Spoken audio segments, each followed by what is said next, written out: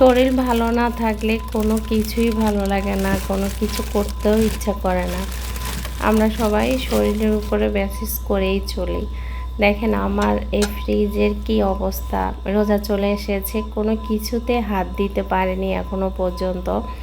এই কতদিন আসলে অসুস্থ ছিলাম, বা এখনও তেমন একটা শরীরটা সুস্থ না। তো দোয়া করবেন যাতে সুস্থ হয়ে যায়। আমার প্রিয় আপুরা দেখি রোজার অনেক প্রস্তুতি নিয়ে ফেলেছে, সব কিছু একটা গোছানোর ব্যাপার আছে। একটা মাস আমরা সিয়াম পালন করব, তো সবার একটা প্ল্যান থাকে, সব কিছু গোছগাছ করলে রোজাতে যাতে চাপ না পড়ে, নিজের উপরে রিল্যাক্সভাবে আল্লাহর ইবাদত করতে পারে বা পারি। এজন্য সব সময় সবাই রোজার আগেই সব প্রস্তুতি নিয়ে নেয়। আমিও বিগত দিনগুলোতে তাই করে এসেছি, কিন্তু এবার আমার দ্বারা কোনো কিছুই সম্ভব হয়নি, সব কিছু একদম এলোমেলো আছে। দেখি আস্তে আস্তে করব, দেখি আজকে থেকে একটু একটু করে শুরু করব।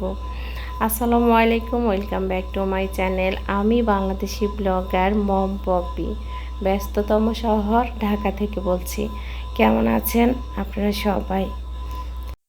সরি, গলাটা একটু বসে আছে, আশা করি ইগনোর করবেন।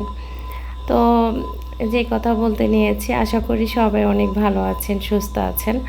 দোয়া করি আল্লাহ যাতে সবাইকে ভালো রাখে, সুস্থ রাখে, হেফাজতে রাখে। আমাদের দেশে এখন আসলে কি যে একটা অবস্থা যাচ্ছে, আমরা আসলে রাস্তাঘাটে কোনোখানে কোনো নিরাপত্তা পাচ্ছি না, ভয়ের মধ্যেই কাটছে সবার জীবন। সবাই আসলে দেখছে আমাদের সাধারণ মানুষগুলো এমন অবস্থাতেই আছে, কিছু বলারও নাই, কোয়ারও নাই, শুধু চোখ দিয়ে দেখা ছাড়া কোনো উপায় নাই। আশা থাকে অনেক কিছু, কিন্তু আমরা সব কিছুতে আশাহত হয়ে যাই।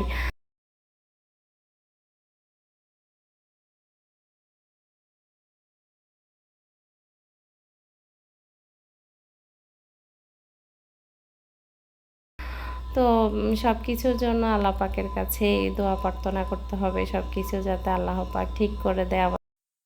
যাই হোক, অনেক কথাই বলেছি, এখন আমার ভিডিও সংক্রান্ত কথা বলি। সকাল সকাল ঘুম থেকে উঠলাম, তারপরে হাঁটতে বের হয়েছি, একটু হেঁটে আমি কিছুক্ষণ রেস্ট নিয়েছি, তারপরে এই তো কাজে নামলাম। এখন তো অনেক সকাল, টাইমটা কয়টা বাজে আমি সেটা আসলে এখন বলতে পারছি না। তো আয়নের পাপাকে বলেছি একটু পেঁয়াজ পাতায় আনার জন্য, এগুলোকে আমি একটু ফ্রোজেন করব। তো এনে রেখে দিয়েছে 2-3 দিন হলো।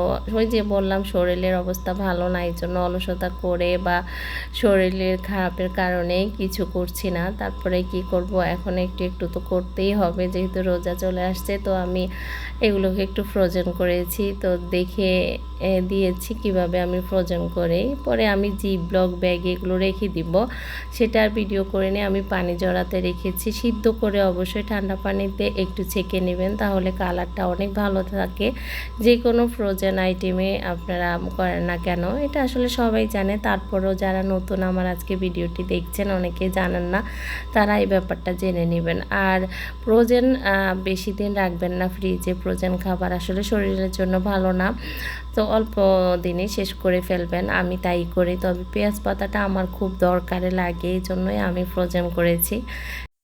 অফ ক্যামেরায় সকালের নাস্তাটা সেরে নিই। সকালবেলা এতটা ব্যস্ত থাকি, ভিডিও করার একদমই সময় পাই না, যেহেতু ছেলেকে নিয়ে আমার স্কুলে যেতে হয়। এখানে আমি আজকে হাঁসের মাংস রান্না করেছি, আর আমাদের এলাকায় এই মাছটাকে চিংড়ি মাছ বলে, তো সেটাই আমি একটু হাতে মাখিয়ে আমি একটু চচ্চড়ি করব, তো সেটাই একটু করে নিচ্ছি। এখানে আমি শুধু রসুন আর দিয়েছি হলুদের গুঁড়ো, মরিচের গুঁড়ো, ভালো মতো মাখিয়ে তেল দিয়ে পেঁয়াজ দিয়ে আমি এটা বসিয়ে দিয়েছি। এই তো রান্নাটা আমি বসিয়ে দিলাম। গ্যাসের তো খবর নেই, অল্প কিছুক্ষণ গ্যাস থেকে তারপরে চলে যায়, তো আমি ইন্ডাকশানে ব্যবহার করি। তো এর মধ্যে আমি কিন্তু স্কুলে চলে গিয়েছি, তারপরে এখন আসার পথে আমার ক্যাবিনেটের কাজ চলছে কিচেনের, তো সেটা একটু দেখলাম, কারণ আয়নের পাপা বাসায় নেই, আমাকে বলেছে একটু দেখো কেমন করে বানাই। আমি আমাদের মতো করে ডিজাইন করে আমরা ক্যাবিনেটটা রেডি করেছি। এখানে 3টা বোর্ড কিনেছি। বোর্ড কিনে আমরা ডিজাইন করে লোক দিয়ে সেট করব আমাদের কিচেনে। আমাদের কিচেনটা তেমন একটা বড় না, মাঝারি সাইজের একটা কিচেন। তো এখানে র্যাক টেক রাখলে আমাদের হাঁটা চলা করা যায় মোটামুটি, কিন্তু একটু আমার কাছে কনজাস্টেড লাগে, এই জন্য আমাদের মতো করে আমরা করে নিচ্ছি।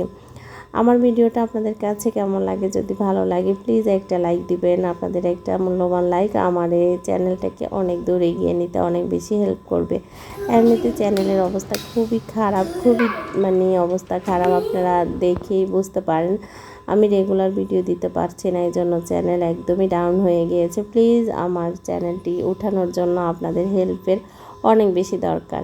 তো আমার ক্যাবিনেটের কাজ মোটামুটি শেষ হয়ে গিয়েছে, এখন লাগানোর পালা। তো আমাকে দেখাচ্ছে কোথায় কি করবে, কিভাবে লাগাবে, কত উপরে উঠাবে, তো আমি সেটা দেখিয়ে দিচ্ছি।